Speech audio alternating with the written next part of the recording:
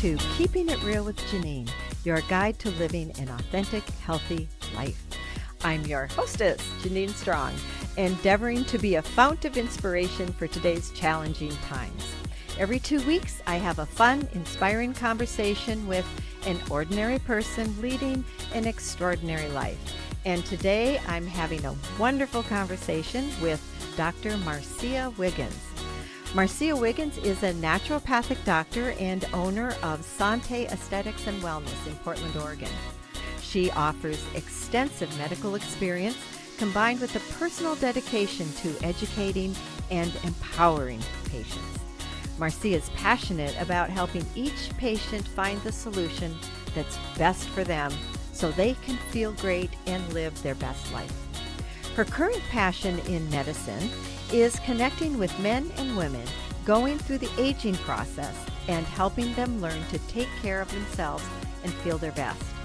When she's not at SANTÉ helping patients, Dr. Wiggins devotes her time to her family, which includes twin preschoolers, traveling, and enjoying time outside. Hello, Marcea. How are you? Hi. Hello, Janine. Thanks for having me. Oh, I'm so glad you are a busy, busy girl. And I think this is our fourth try at doing a recording, and I'm glad we finally connected. Yes, thank you. Well, that must mean you're in great demand. So I'm sure this will be an awesome conversation. Well, thank you. So I'd love to start with, your journey, how did you come to the conclusion that you wanted to become a doctor and a naturopath at that? I know you have your wonderful spa, SANTÉ Aesthetics and Wellness. I've been there. It's a beautiful facility, but I know also that, it was a struggle to get that going. So I'd love to hear more about that too. So you may take it away. Oh, well, thank you. I've had a very blessed life in medicine for sure. I've had the opportunity to do several really amazing things with my career, things that I wouldn't have necessarily thought would come along as a naturopath. So yes, have some fun stories to tell. But in regard to how I got started, really, I was studying psychology in undergrad and got through that and quickly became interested in adding more majors. And one of my advisors said, "Hey, I think you would make a really great doctor." I felt I wanted some more tangible medicine to go along with the psychology. And so I ended up with a biology, psychology, and pre-medical studies degree, and then got a minor in sociology and criminology. I Wow. think one more class, I could have had a chemistry minor too, but I was just kind of a junkie for all things knowledge and figuring out how things worked, both, in the physical realm and the mental realm and then, in societies, complex societies and things. So that's kind of where my beginning education was. And I became an EMT early on in that process. One wise person told me, "Hey, if you're interested in becoming a medical doctor, you should work in the emergency medical field because you'll get to see everything. You'll be exposed to neurology, to gastroenterology, to trauma, to all these things. And we'll let you know if it's really what you want to do." And so I became an EMT and worked on an ambulance a couple days a week, and then also worked in a level 1 trauma center for about 4 years, I guess, Mhm. and got some great exposure. It proved to be true. I got to experience all these amazing situations and really get insight into health and healing. And with the mental health piece of it, I was also working through college in critical care psych, where I worked in 3 or 4 different facilities, but everything from acute crisis intervention and stabilizing people in a facility, all the way to residential type facilities where we were dealing with dual diagnosis situations, and they were partial lockdown, but they were able to, go out and explore and come back. So I worked Mhm. in mental health for about 10 or 12 years leading up to, and then about 4 or 5 years in emergency medicine. And I have to say, I was intending on becoming an ER doctor at the end of all that. And after working in the field for several years, came to the conclusion, thank goodness we have everything we have for trauma. But Mm-hmm. when it came to medical kind of situations, whether it was, diabetic or heart or, there's so many things that I saw that if they'd had the appropriate intervention 4 or 5 years prior and had the right guidance around lifestyle and things like that, and listened, of course, Mm-hmm. that this, emergent situation that these families, this moment of crisis and trauma that these families were finding themselves in because of medical conditions could have been prevented. And I became very passionate about preventative holistic medicine and felt that there was really something missing in primary care in the standard world of medicine, Mm-hmm. and set out to try to find a way to practice more holistic preventative medicine. So went from applications to MD schools. I thought, okay, well, DOs, Mm-hmm. osteopathic Mm-hmm. doctors, those are a little bit more holistic. Mm-hmm. And so thought, okay, I'll take that route, and was applying to a lot of DO schools, good handful in the country, and interviews were progressing and things were going well. And I was on the West Coast checking out a school in San Francisco, I believe it was, and actually was out to breakfast and read an article about naturopathic medicine. And I thought, well, what is that? I was originally from Southern Missouri and got my undergraduate education there. And so I had never heard of a naturopath before. And so read the article, and that's really what kind of spurred my interest. And I kind of researched and researched and researched and found that, not in every state in the United States, but in several states, and every year now there's more states being added that do have full licensure for naturopathic physicians.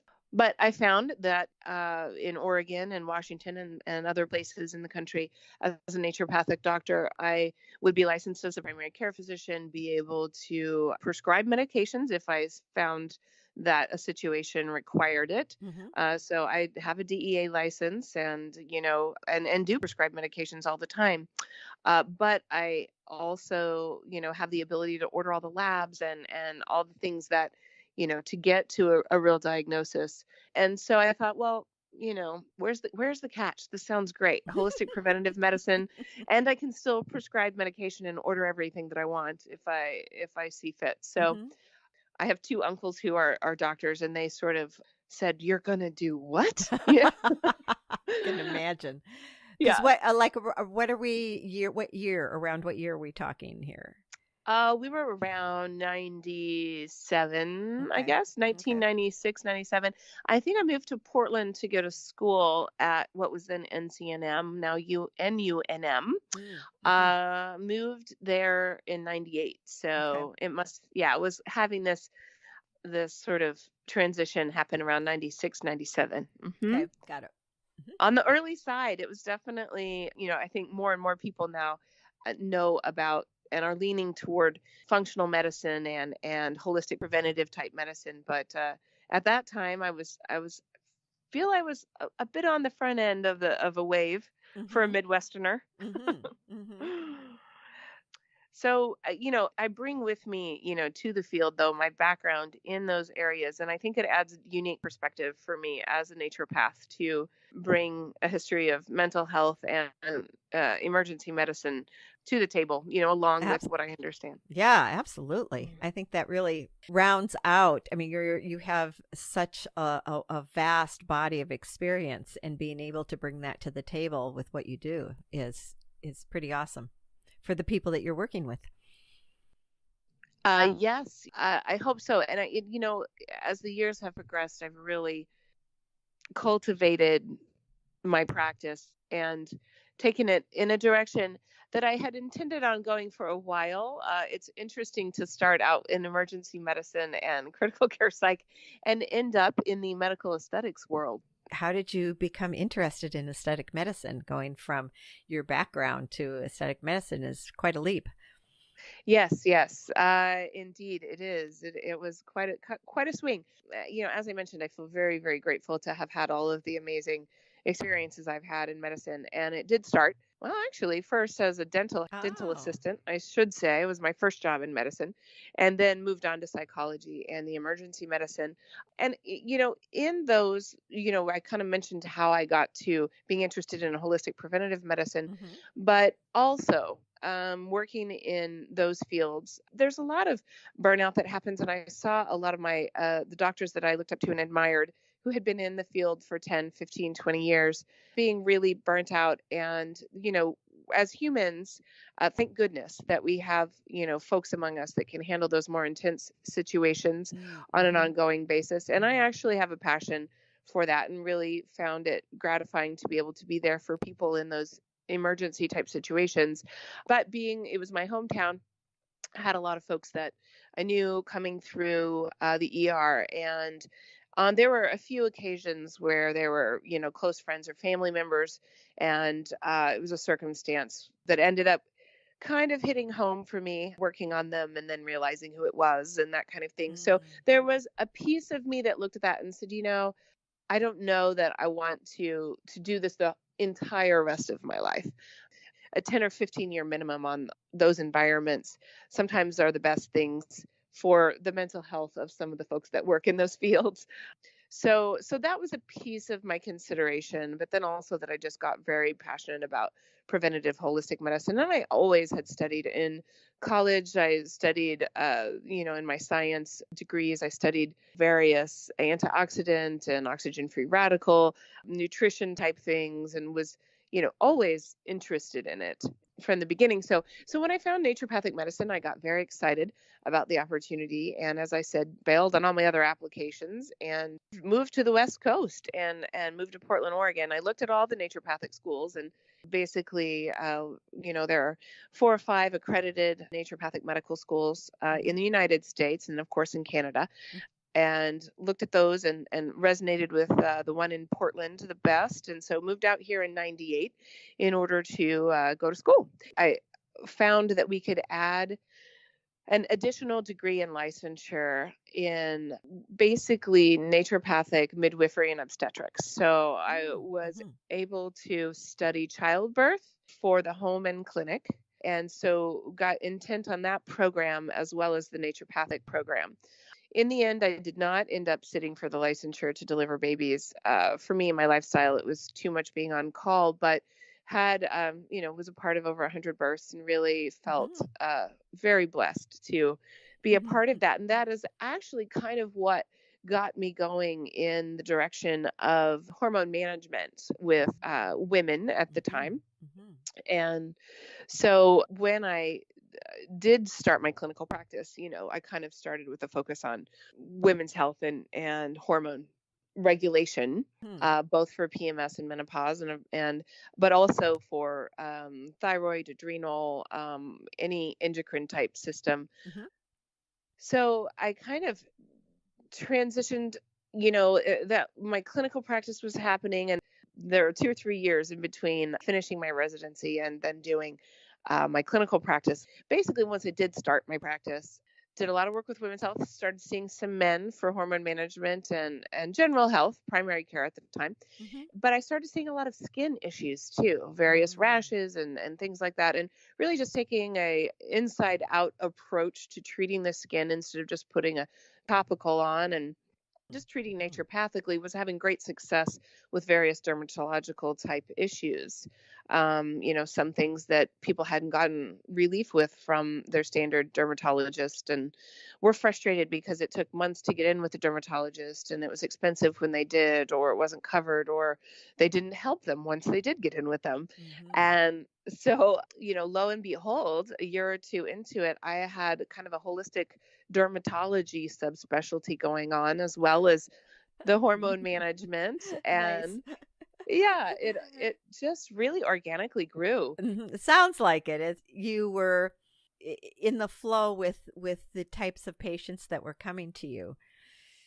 Yes, I really was going with what they were looking for and asking for. And also, I do believe in divine intervention and that Mm-hmm. the higher power was probably just kind of cultivating my practice for me, bringing those patients to me that I was supposed to start focusing on. And I basically got my first IPL machine, not because I was interested necessarily in doing full medical aesthetics, but because I was treating so much acne and psoriasis in my private practice. And there's just an amazing particular setting for IPL. Now that's It's, intense pulse laser, right?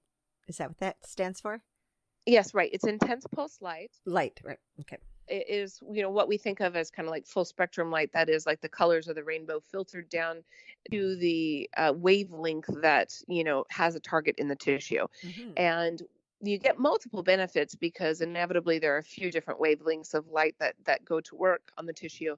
But depending on the type of IPL unit you have, you can get very, very specific. Hmm. And so I got an IPL unit that treated acne, FDA approval for moderate to severe acne. So, in conjunction with the naturopathic treatment protocols I was creating, I was also able to clear up these acne cases within 4 to 8 weeks, Nice.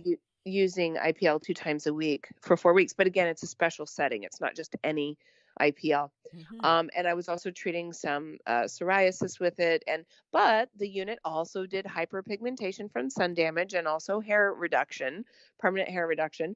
So I thought, well, heck, I might as well offer those as Hmm. well. And so was offering permanent hair reduction, sun damage removal, acne treatments, and of course, rosacea, being vascularly oriented, we were able to treat one of the best things to treat rosacea with outside of taking care of those triggers and flushing is to use intense pulse light to break down those vascular beds that have broken that have kind of built up over the years underneath the surface of the skin. You can break that vascular bed down and dramatically reduce rosacea symptoms for people. So found that I was just using that technology a lot, and then also offering the hair reduction and hyperpigmentation. And so kind of after that cultivated for a couple years, I was also working with medical weight loss and trying out different things in my practice to help people lose weight and, in the hormone assessment, figure out, well, what's off here that is causing their issues with having difficulty with weight management. Hmm. And so that became a piece of it. And so I had a lot of medical aesthetics going between hormones and the laser and the skincare Hmm. and then the medical weight loss. And so those patients literally said to me, Dr. Wiggins, would you just start doing our Botox too? Um, and I was like, I don't know. Let me think about that as a naturopath. How do I feel about that? And I researched it, and it's not for everybody, for sure. But I think, it's gotten a little bit of a bad rap when people say Botox. They think of LA and Real Housewives and all the people who have really overdone looks and Mm-hmm. a lot of filler in their lips or, just over frozen faces, whatever, all those things. And the truth is, you really can use these things in a very natural looking way to help kind of stave off the hands of time for a little bit. Absolutely. Yeah, if it's done the right way, nobody should tell you've gotten anything done at all. You should Right. just look the best you at the age that you are. Even my mother's generation, the option was facelifts and plastic surgery. Hmm. And this field has grown so incredibly much in the last couple decades. We just have so many great options now.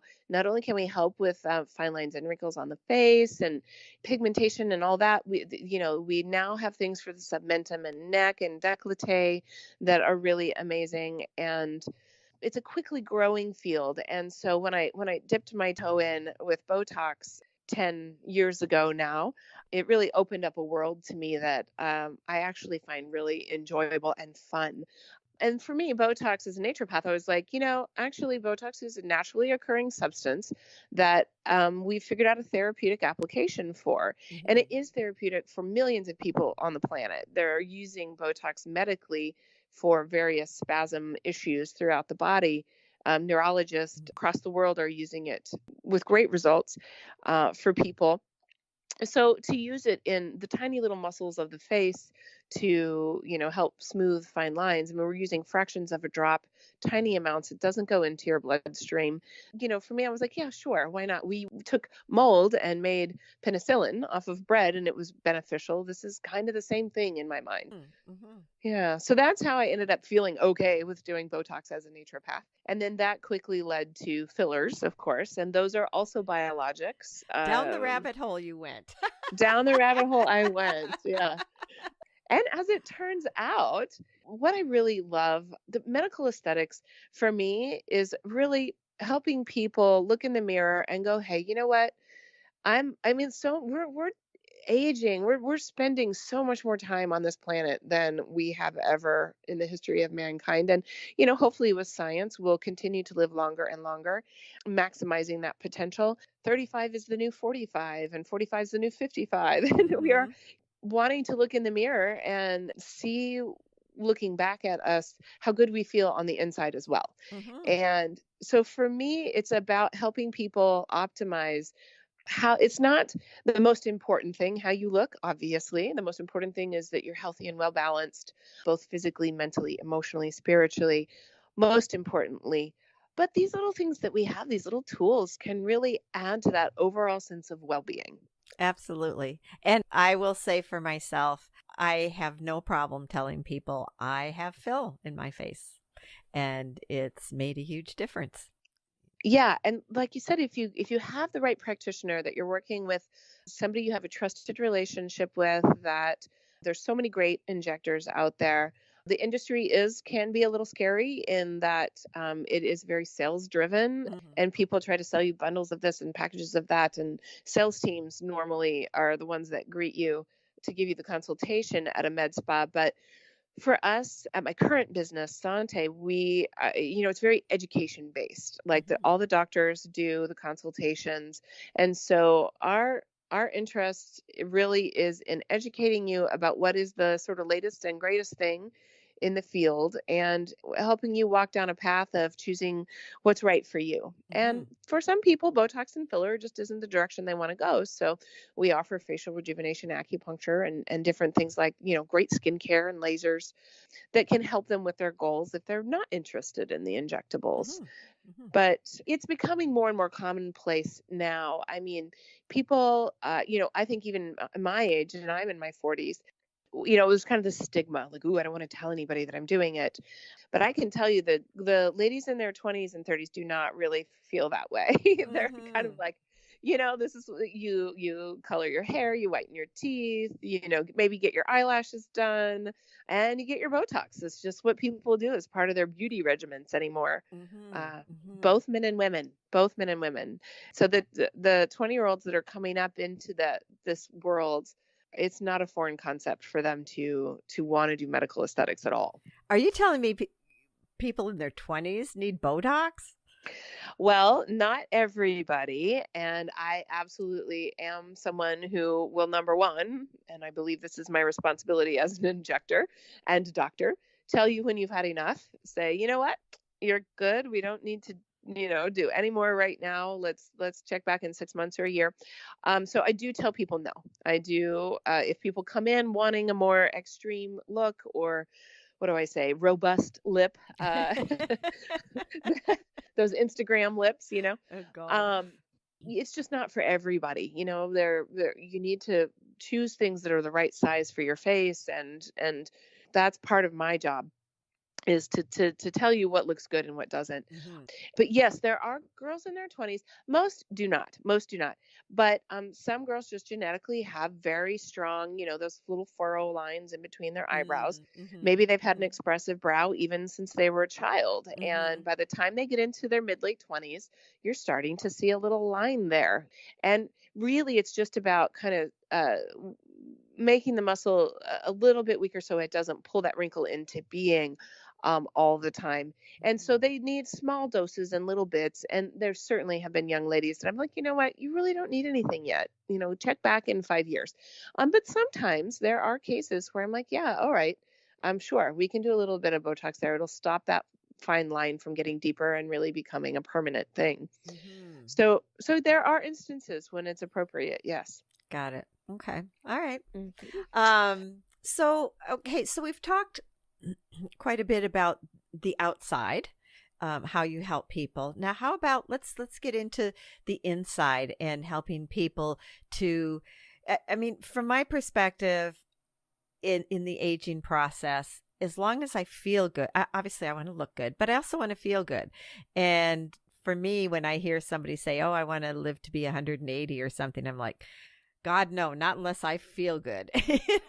I mean, that's to me, that's what it's all about. Having mentally and physically be doing well. How do you work with people to help them to feel their best on the inside? Absolutely. As I mentioned before, I mean, that is the most important thing, that we're healthy. I'm so grateful for this journey as a naturopath. I've really learned, I feel so grateful to be able to help people on the level that I do. And so, as I, mentioned, I started out in general primary care, but kind of have now cultivated to a focus on hormone management, medical weight loss, and holistic dermatology. So I would say about 30-40% of my practice is seeing medical patients, billing insurance, working with them on those other areas. And then maybe 60% of my practice is medical aesthetics. So I do fill my days with doing Botox and fillers and everything, as we mentioned, but also every day am working with patients to help optimize, I say, from the inside out. There's so much that you can do, and there isn't any one answer for everybody, because everyone is their own unique compilation of chemistry and physiology. And so really, when I see a patient, we do a very broad intake. We think about different testing based on the symptoms that they're having. And the goal is to, I do a lot of bioidentical hormone replacement therapy for people. And, as far as the medical weight loss piece goes, it's appealing for people. They come in, oh, yes, I want to lose 20, 30 pounds, maybe even more. But what that journey ends up becoming, because if they're in their 40s having a hard time keeping weight off, something has happened in their body that's shifted. Mm-hmm. And so part of what I do is methodically go through and check in on their endocrine system to make sure that they're balanced. Again, the thyroid, the adrenal, blood sugar levels, female male hormones, certainly. I say your hypothalamus and pituitary is sort of like the conductor of a symphony, overseeing all of the different endocrine functions and the Mm-hmm. different systems. And those systems are like each little section of a symphony. And if one of those sections of the symphony is playing out of tune or off beat, it can totally throw off another section. And eventually the conductor may get thrown too, because the symphony's playing out of tune or key or timing. Mm-hmm.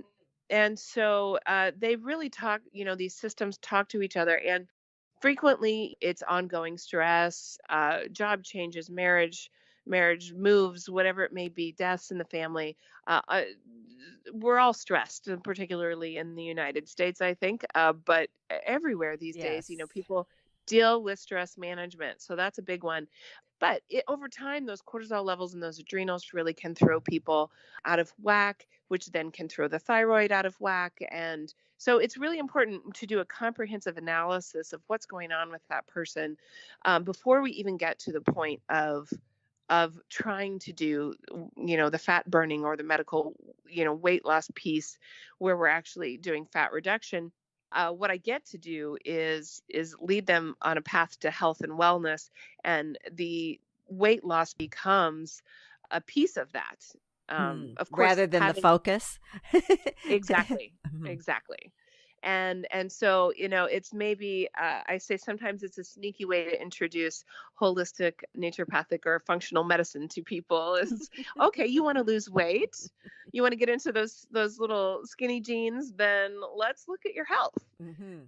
And so we don't let people just walk in and get going on the weight loss program before they've had an analysis, and we really are, doing the best thing for their body. And the goal is that it not only is it then easier to lose, but also easier to keep off once you have regulated things for Right. the long haul.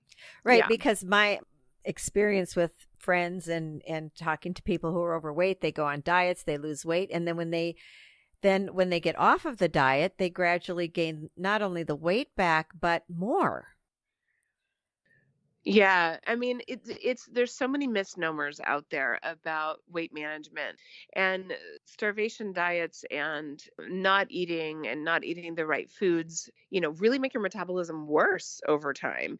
And there is a portion of our medical weight loss program where we do a lower calorie diet, but it's supported with HCG and a few other things. So, but we don't do that piece of it until they're ready. And only recommend the lower calories while they're on the HCG, physically taking that in. And of course, you should be eating a healthy amount of calories, normally day in, day out. But I think that's, a lot of women feel like they have to starve themselves and it actually just kind of perpetuates the problem and makes it worse. Well, my understanding is if you starve yourself, body thinks you're starving and it puts on the fat because your body thinks you need to have extra fat to live on. That's right. That's right. It's sort of our little ancient brain in there says, oh, hey, we're starving. We don't know when we're going to eat again. We've got to sock this stuff away and hang on to it. Hmm. Right. Right. And then the fat, people think you shouldn't be eating fat. Your body needs fat. I mean, from my perspective, you should cut out the sugar way before you start cutting out any good Oh, fat. absolutely. Absolutely not. No, you should. Yeah, the healthy fats are absolutely imperative to our cellular function, membranes of our cells and our nervous system. And there's so many benefits from the healthy fats, the omegas, and there's just so many functions for them, anti-inflammation, so many things. So absolutely not. That healthy fats are, while calorie dense, they also are just nutritionally so important for us. So definitely not cut out fat. Now, fried foods, trans fats, those things, of course, yes, they're not healthy for our Mhm. systems, but absolutely, that's one of our tenets. And one of the things that we try to do with our medical weight loss program actually is, though the goal, of course, is losing the weight, we treat it as a detox cleanse. We support those phase 1, phase 2 liver detoxification pathways to ensure that as they're going through lipolysis and releasing things, that they're able to clear them and bind them up and get rid of them as they need to. Mhm. And make sure that Mhm. they're kind of, having a positive perspective around all of it. Our goal is to get them in a mentally healthy state of mind around food and nutrition and their bodies, so that they're making, solid choices after maybe they have done the accelerated weight loss portion, they've reached a goal weight, and then now what? Okay, now how do I eat? Now what I Well, the goal is that through that 3, 6, 9 week period of the intensive weight loss, you're not eating sugar, you're not eating carbohydrates, and you're recalibrating your taste to not think about foods that are high in sugar and refined flours as something that you even want to eat on a daily basis. By the time you're on the tail end of the Mhm. program, the hope is that you've gained this great appreciation for how wonderful your body feels by eating, fruits and vegetables and healthy organic lean meats and I do subscribe. I don't think one diet for the long term is right for everybody. I think that's where having a practitioner who has some specialty in this area can really help you personally find a long term way to manage your weight through these various tools and find the diet that's right for you. But no, in general, and it's certainly in the United States, sugar and refined flours, I mean, sugar, salt, and fat, they have just, the food industry is a whole nother conversation. But the food industry is Mhm. just, Mhm. contributing to so many medical conditions in the United States and the way they push sugar, salt, and fat. Right. So, what's your perspective? So, let's say there's somebody listening who says, "Oh, I just can't give up sugar." What is your perspective on how? Well, a lot of times what I have found, two of the things that are very common for my folks that are just addicted to sugar. things that you wouldn't necessarily think of immediately. One can be a dysbiosis Mm-hmm. in the body, an imbalance in your flora, as well as candida or yeast. And those little overpopulations of those substances, those little critters can actually like crave sugar. Because you think about, what happens if you're going to make a bread, you have your sugar, your flour, and your water, and then you put the yeast in and they just have a Mm-hmm. party and explode, right? And that is basically what Right. happens inside your Mm-hmm. body too. If you have a candida overgrowth throughout your gastrointestinal tract, we will crave sugar because they want the substrate that feeds them. And also people have a really hard time coming off of sugar because they have these little organisms in there just wanting it so badly.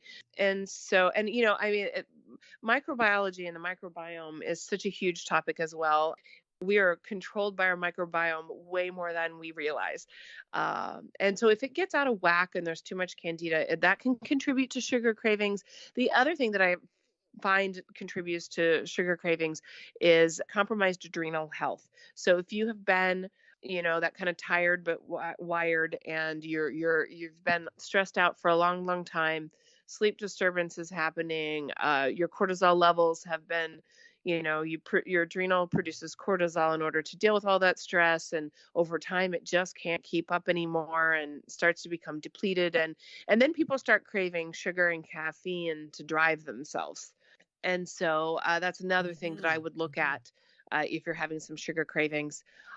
When our bodies take in carbohydrates and sugars, we do stimulate serotonin, which is a neurotransmitter that makes us feel good.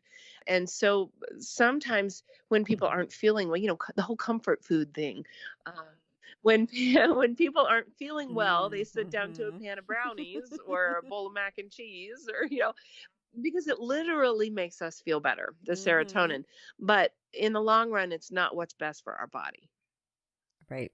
So if somebody is finding that they really are eating a lot of sweets throughout the day, they're having a hard time cutting back, maybe a good place to start is to ask for test for candida and cortisol levels for the adrenals.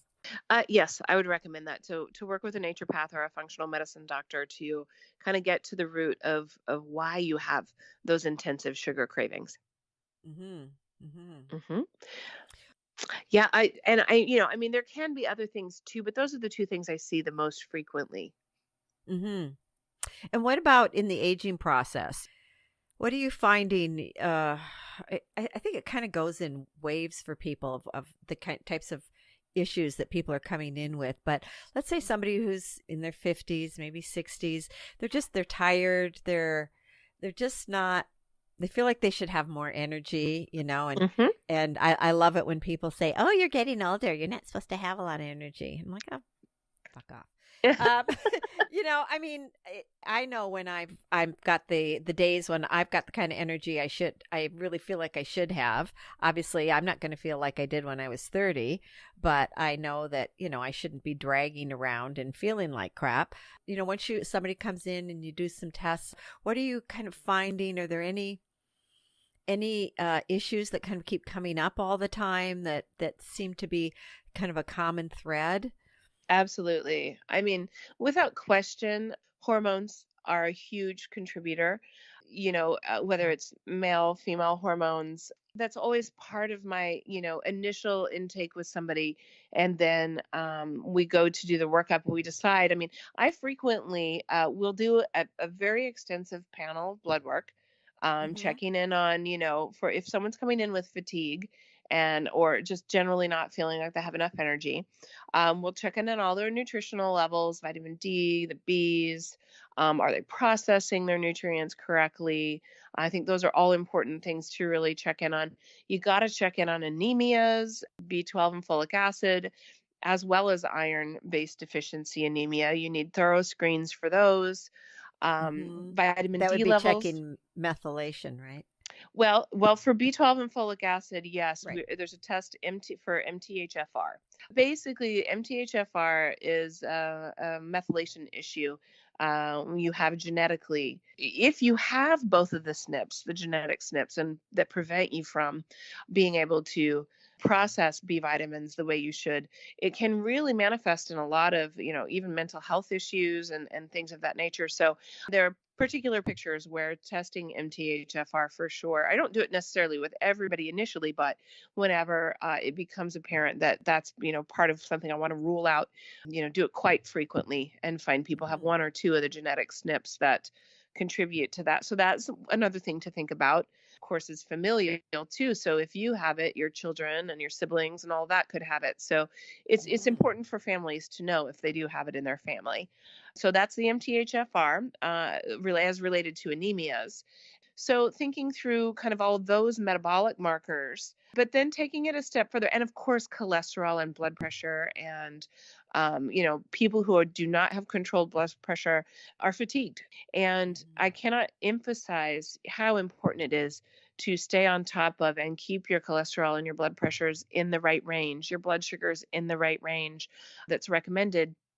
It really does extend your life. So really getting those annual checkups and full sets of lab work, and be the squeaky wheel. If the doctor has not offered you these labs for review, then ask them for them. Those are, the foundational metabolic issues that you need to look at. But we will take it a step further and analyze not only intricate, we have a few different means of doing it, but hormones, both male and female, again, adrenals, thyroid, all those things need to be addressed. Now, thyroid you can do on standard lab work, but there are other labs that, in order to test for, adrenal hormones, you do a 24-hour urine collection. We can test the metabolites of general hormones through urine metabolite collection as well. But we also have, in the last 5 years, we've started looking at neurotransmitters as it relates to hormones. And there's an intricate relationship. And, estrogen is kind of talks with serotonin, and it's a more in-depth conversation to have, but we are also analyzing neurotransmitters now at the same time as female male hormones and adrenal hormones, all together to create a very comprehensive picture of how we can support people. Interesting. I didn't know that. So when you're checking neurotransmitters, is that blood work, saliva, urine? It is urine collection. It is metabolites through the urine. Oh, okay. And something that people don't fully recognize, we have an enteric nervous system as well as a central nervous system. So our central nervous system, of course, is our brain and our nerves as they run through our body. And within that is the serotonin and GABA and norepinephrine and epinephrine and all these neurotransmitters, of course, in our central nervous system and our brain that are the signals. But in our guts, throughout our intestines, we have a huge amount of little patches of tissue that also create those very same neurotransmitters, serotonin, norepinephrine, epinephrine, all these things are created in your gut as well. So when people say, I can feel it in my gut, they really can. It's really true. It's really true. And so, it's not as if we're extracting cerebral spinal fluid and doing an analysis of their neurotransmitters that way. We are using urine metabolites to give us a picture of where their neurotransmitters are, the levels are. And I can just tell you that over the last 5 years, it's been hugely impactful. And we've seen really amazing results with people who maybe have tried hormones or bioidentical hormones, and they just don't quite get there. They're sort of like, 80% there, they're feeling better with the bioidentical hormones, but not quite there. And then we do the neurotransmitter test and find some missing links as to why, and start to support those things. And you give amino acids and a variety of things to support the system to make the correct levels of these things. And it's kind of like the neurotransmitters are sort of like the fuse box, and the hormones are kind of like, the lights in a room. And you can turn the lights on and off in a room as much as you want. But if the fuse box is down, it's not going to respond. So you got to take care of the fuse box, make sure it's balanced and functioning correctly. Mm-hmm. So, I like that metaphor. Yeah, I can picture that one easily. Interesting. So not just the hormones, but how the interaction of the neurotransmitters. So are the neurotransmitters, are they controlling the hormones, or is it the other way around? Or it's more like a feedback loop. okay. It's they sort of are impacted by each other. So whenever somebody has a child or they go through menopause or maybe they've been struggling with endometriosis or fibroids, there has been some sort of estrogen dominance in their body for one reason or another, or, a Mm-hmm. shift that's happened, it can impact your neurotransmitters. And one of the reasons why, as we go through PMS, as we go through menopause, sometimes we can just feel so unlike ourselves. We'll just more emotional lability, irritability, a variety of things. Yes, it's the hormones, but it's also tied to those neurotransmitters too. Mm-hmm. Well, that makes sense because I've known some women, I feel so bad for them. It's like Jekyll and Hyde Yeah. when and they just become totally another person, and they have no control over it. It must be awful. I'm so glad I that was never an issue for me, but Mm-hmm. Mm-hmm. um that it really really affects their lives and who they are and their families and Yes, one of the reasons why I'm doing what I'm doing today, particularly in the US, I mean, as standard medicine goes, and I'm not a naysayer of standard medicine. I really think that integrative medicine is the way to go. I mean, we mhm, need all of mhm, the technologies and medications, and I'm so happy we have them all, but it's not the only answer. And so I think the blend of both worlds is really it should be what's optimal for the patient. And yes, you need the science and the double blind studies and the efficacy, so that you're not hurting people, even with natural things. But there's different ways to look at this. So for a lot of my patients who come to me, even with acne, because a lot of it looking at hormonal triggers for that, but certainly PMS and various issues, polycystic ovarian syndrome, things of that nature, the answer is to use birth control pills of some sort, to mm, either that or a hysterectomy, right? mhm, To control hormones. And of course, many of us have heard about the vast nurses study that was done, and they had to stop it because the nurses were on hormones, and they were on, though, mind you, Premarin, which was a horse-based urine, and at very high doses, like 20 mhm, milligrams of estrogen per dose. And mm, these, women were getting blood clots, they were getting cancers, it was terrible. And so they stopped the study and then said, okay, bioidentical, or I'm sorry, not bioidentical, but hormone replacement therapy is bad. That was mhm, kind of the take home. And that's where standard medicine has kind of left it for the most part. But to use a plant-based hormone that is molecularly the same as your body's hormone will sit mhm, down in those little receptors and kind of do its job, but also will work with our chemistry. It can get broken down and excreted. It's not stuck in the body because it's a strange molecular structure that our bodies don't recognize. It can be life-changing for people. And I've been doing this for 10 years now, and I can't even tell you the number of women who have said to me, I just feel like I got myself back by mm. being able to use. And we're not trying to give huge doses. We're not trying to make them 20 again. Of course, we don't want to bring back their cycles and that kind of thing, but to at least give them low normal of the ratios of estrogens. There's three estrogens: progesterone, testosterone, making sure that everybody has this sort of, look at their individual picture and then give them the amounts that they need to create those normal ratios that their body had when they were young and vital. And when we can bring those normal ratios back in their system, they begin to feel normal again. Mhm.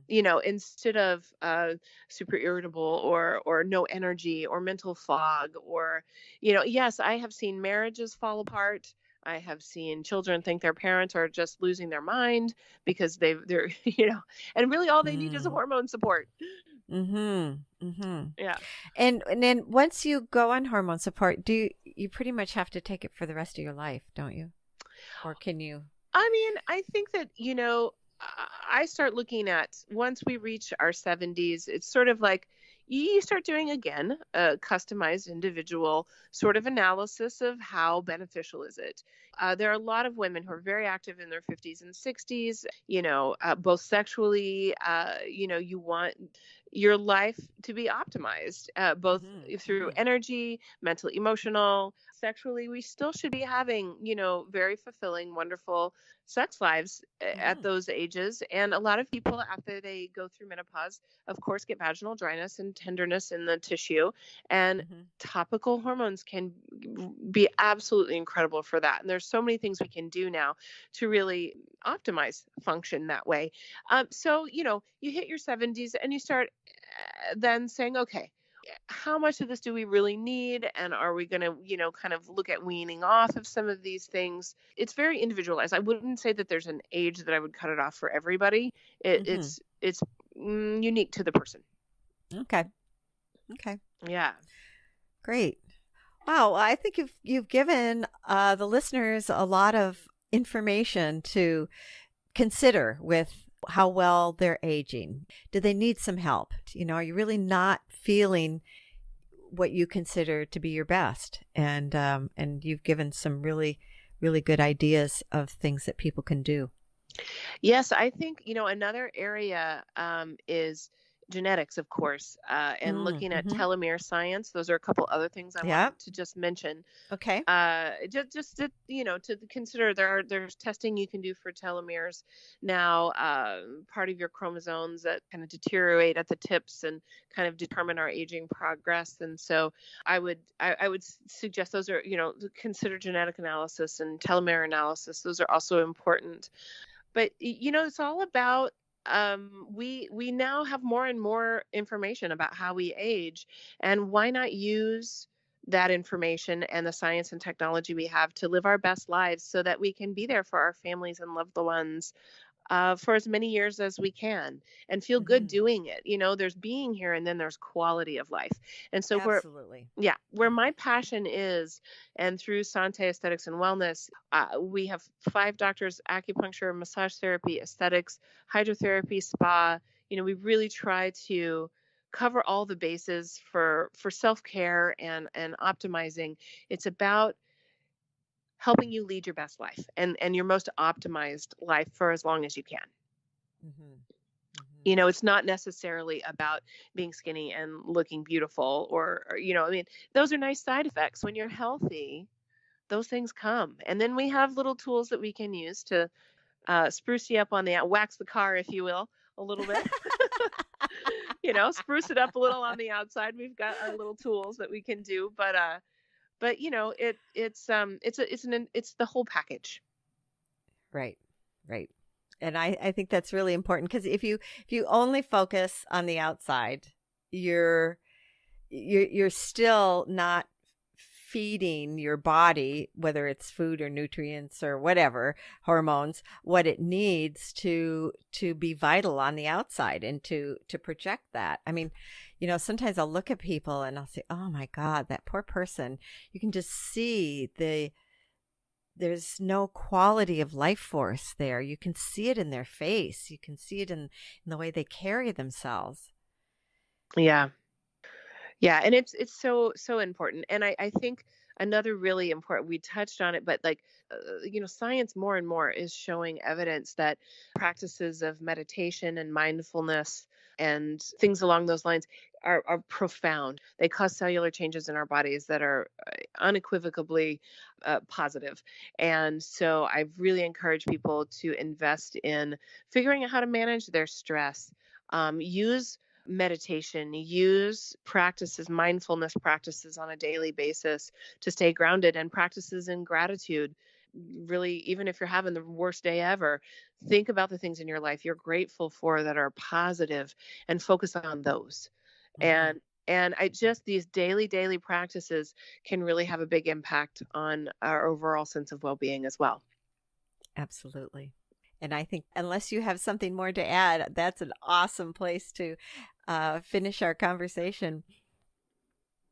I think we've covered a lot, and I've thoroughly enjoyed it. Thank you. Yeah. Oh, thank you, Marcea. It's been really, really wonderful. You are a fount of information, and I look forward to seeing you again in person so you can help me get back a little bit more back on track. Well, I would be more than happy to do that. Thank you. Take care. And how are your twin preschoolers, by the way, before we hang up? They are fantastic. They are thriving. I won the kid lottery. I got a healthy little boy and girl, and they're just amazing and beautiful. And I am deeply blessed. That's awesome. Do twins run in either family? Yes, my mother's side, actually. Okay. But I was also 40 when I got pregnant. So, Wow. but it was all natural conception, and my body just selected it. And so I don't know whether it was because I was releasing some additional eggs or whether it was, from being 40 or my genetic background. Had never been pregnant before, and just we kind of stopped preventing, and within a very short period of time I had twins. And so wow. And it has just been a wonderful journey. Oh, good for you. That's awesome. I just wanted to check in there on that. Okay, thank you. Okay, well, this has been wonderful. I'm so glad we finally connected, and thank you. All right, Janine, thank you so much. Take care. Okay, bye, Marcea. Thank you for listening, and thank you so much, Dr. Marcea Wiggins, for taking time to share your extensive knowledge with us. The podcast website is realjanine.com, where you can listen to and download episodes. Sign up for the podcast bi-weekly blog newsletter to keep up on new episodes, archives, life updates, and always a healthy recipe. And remember, once again, Janine is Janeean. To subscribe to Keeping It Real with Janine, go to iTunes or your favorite podcast provider. I have a Keeping It Real with Janine YouTube channel and am creating video slideshows of all my conversations. So please go to YouTube, and if you would, I'd love it if you'd subscribe. All you have to do is type in Real Janine and the YouTube channel will come up. Do you know someone who would benefit from my conversation with Dr. Wiggins? I'll bet you do. I know you do. Please share the love. Thanks for listening. Take care.